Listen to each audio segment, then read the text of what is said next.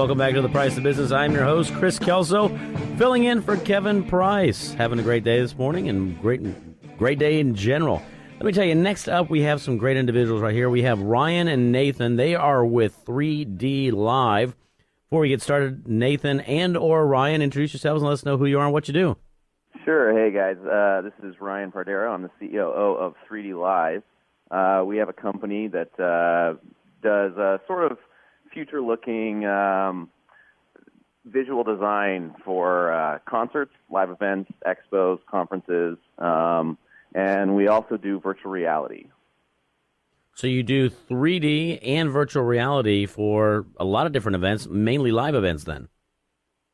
Yeah, I think it really kind of started with our technology that we've been developing for a while now that originally was developed for Michael Jackson. It's a 3D LED technology where we're enabling regular LED panels and converting them into 3D, and it's sort of this next evolution of visual display technology, and that's a patented technology that we've been working on now for about 7 years or so.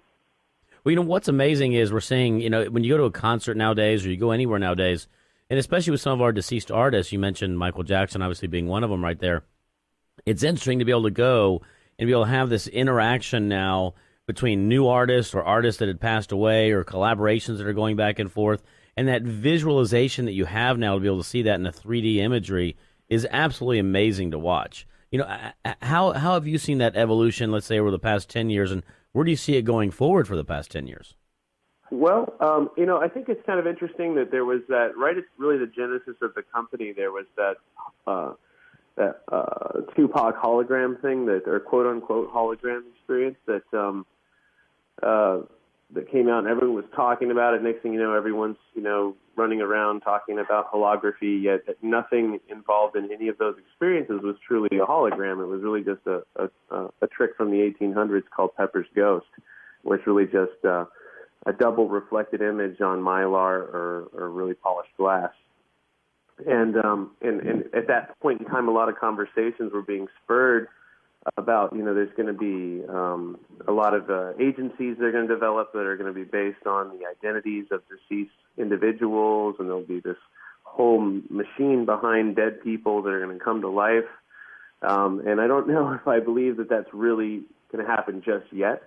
Potentially in the next 30 or 40 years, when true holography becomes a staple, or whether it becomes augmented reality that actually is the device that brings that to everyone.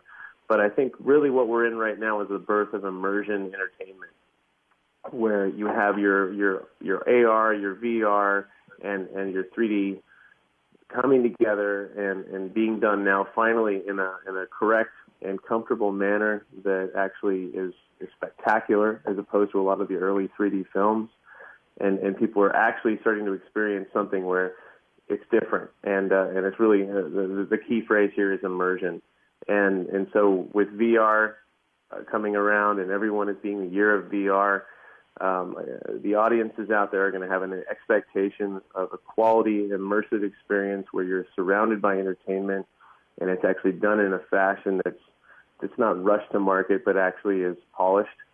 So I think that's going to spur the film industry along. It's going to change audience expectations in the theater. It's going to change audience expectations in the gaming industry, and also in business applications, and also in social interaction, whether it be Facebook or Twitter or Instagram, any of these things. It's going to basically have an impact on everything. And really the most amazing thing behind it, believe it or not, is game engines.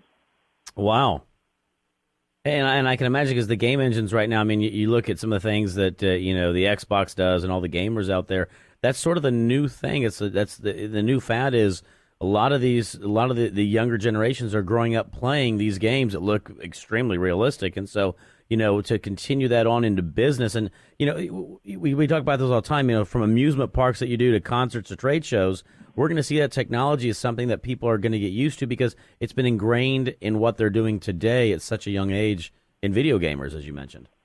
Yeah, and I think the next thing that's really interesting about the game engine is that, so what we do is we create these 3D visuals that are sort of immersive, But if you add the game engine into it as the driving force that's running the whole thing, now you have interactivity as well.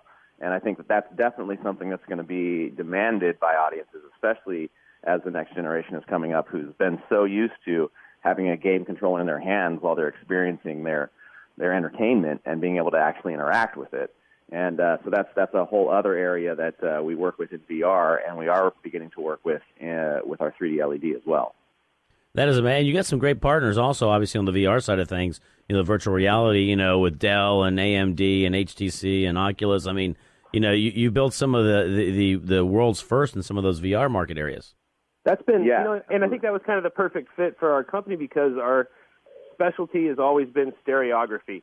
And one of the biggest things, people talk about, 3D film is like failing or did fail, but really it's only getting better and better.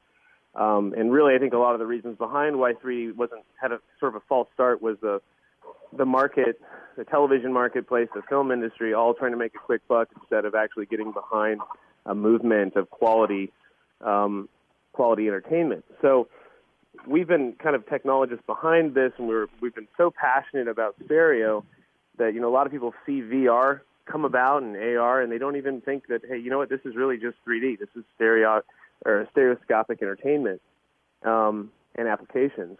And so with our real-time interactive technology, with our LED technology, having people on stage surrounded in these virtual environments that are real-time interactive, it was sort of a no-brainer just to take it into the VR world because it's basically the exact same systems and exact same tools and generally the same experience.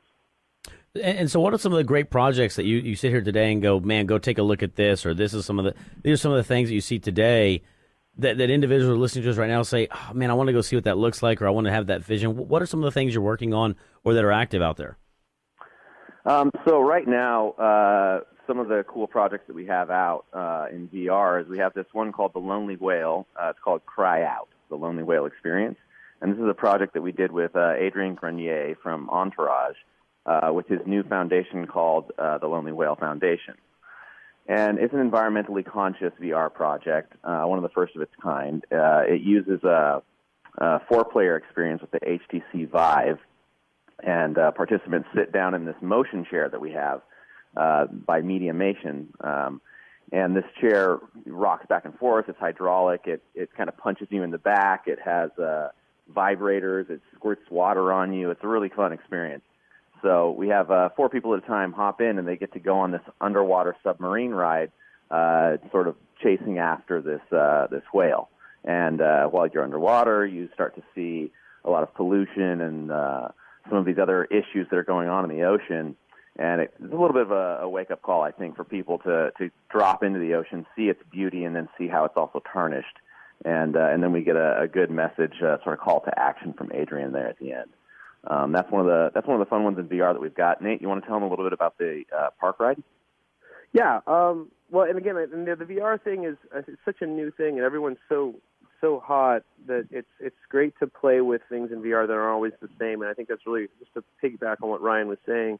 It can be entertainment and enjoyable, but at the same time, you can bring awareness to certain issues. Because you're experiencing things in stereo, your memory's increased. Your ability to retain information exponentially is expanded upon because of your visual cortex being enabled. So it's a great way to use VR as an educational tool. And the same thing with our 3D LED, which is what our next project is, that just opened at California's Great America in San Jose on Wednesday. It was this Mass Effect ride called Mass Effect New Earth 4D holographic journey. It's a project we developed alongside Electronic Arts and BioWare, which was it's a Mass Effect video game, which was one of their award-winning role-player games. And we basically took a standard theater and overhauled the entire theater and created a ride where basically it's an augmented reality experience without having to use the bulky or the in development Magic Leap or HoloLens. It's actually, you can use your standard passive 3D glasses, but you have a performer, a live interactor that's guiding you through this theme park ride where we've combined a lot of interesting technologies We've combined far field, atmospheric, like 70 channels, so we have speakers everywhere, above you, around you, behind you, beside you. We also have near-field speakers that are using a new kind of waveform beaming technology. So we're combining far-field and near-field speaker systems, along with our patented 3D LED display system, and then also a motion seat system where we're combining smells, wind, water, vibration, movement, all that stuff. And again, everything was built inside a game engine. We used Unreal 4 to take the game engine assets from the Mass Effect video game and up-res them to a place where now you're actually playing a video game and it looks amazing. It almost looks like you're inside a real movie. And then all of the graphics that we've created. Also, we worked with Halon Entertainment to they're amazing graphics company out there that usually works in feature film. Worked on Star Wars and Avatar and all those movies. They came along and built that. So now we have all these high-level visual experiences that you can actually have a performer interact with, and that can actually interact with the audience. So it's an exciting new ride. You got to go check it out. And I'll tell you, California's Great America up in Santa Clara. Yeah, I was about to say, it's California's Great America up there. You know, and as a gamer, I can tell you, I can only wait until see what's coming out in the future and what y'all are doing on. Unfortunately, I could talk about this forever, but we have to eventually pay for the show and go on a break. So how can we reach y'all if you don't mind? So our website is 3dlive.tech, and we have a phone number you can call us at, 323-393-3186. That's 323-393-3186. That is awesome. Again, that is Nathan and Ryan. They are both with 3D Live. Guys, thanks a lot for being on board today. Thank you. All right, thanks so much. For all those tuned in, you are listening to The Price of Business. We were just getting started. Stay tuned. We'll be right back.